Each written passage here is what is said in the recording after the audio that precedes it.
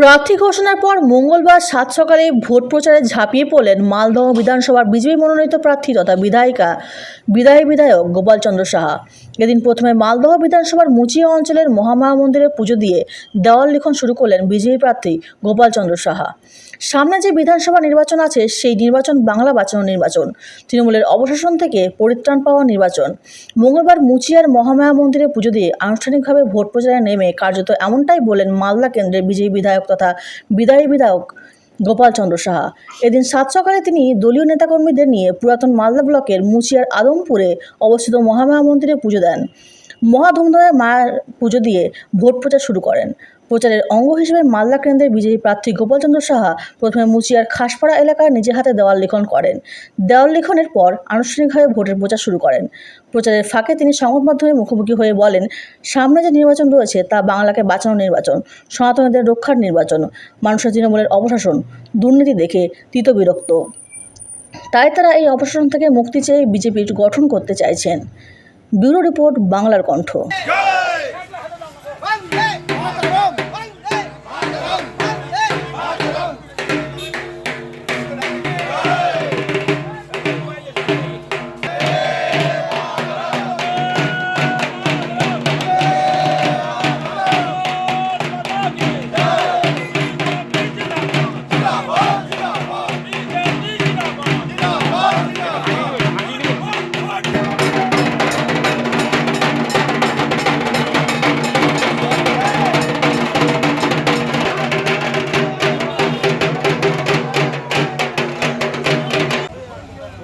আমাদের মা বোনকে পশ্চিমবাংলায় ভাড়া ফিরিয়ে দিতে হবে। কারণ না গো, দিল্লি হরিয়ানা সব ফ্রি আছে, সব স্কুল ছাত্র সব। আচ্ছা দাঁড়াও তো, হ্যাঁ, আমি কথা বলবো। আরে এটা ছোটটা করে না। জয় শ্রীরাম। ব্যাক ডান্স শুরু করলাম।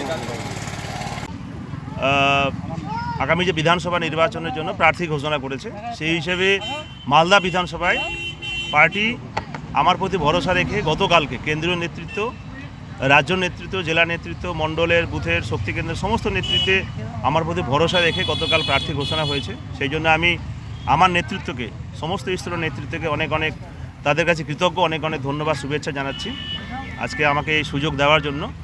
সামনে যে বিধানসভা নির্বাচন আছে সেই নির্বাচন বড় লড়াই আমাদের কাছে। এই নির্বাচন হচ্ছে আমাদের বাংলা বাঁচানো নির্বাচন, পশ্চিমবঙ্গকে বাঁচানো নির্বাচন। এটা আমাদের যারা সনাতনী আছেন তাদের রক্ষার নির্বাচন আছে, এবং সর্বোপরি বাংলা জুড়ে যে অপশাসন চলছে, বাংলা জুড়ে যে দুর্নীতিবাজ সরকার, যার নেত্রী, যিনি মুখ্যমন্ত্রী দায়িত্ব পালন করেছেন প্রায় 15 বছর ধরে, আর তার যে কার্যকলাপ, তার যে ক্রিয়াকলাপ, তাতে সাধারণ মানুষ তো তিতিবিরক্ত। মানুষ এর পরিত্রাণ চাইছে। বাংলায় তৃণমূল মুক্ত সরকার গঠন হবে। আগামী যে বিধানসভা নির্বাচন, এই নির্বাচনে ভারতীয় জনতা পার্টি সরকার প্রতিষ্ঠা হবে, এতে কোনো সন্দেহ নাই।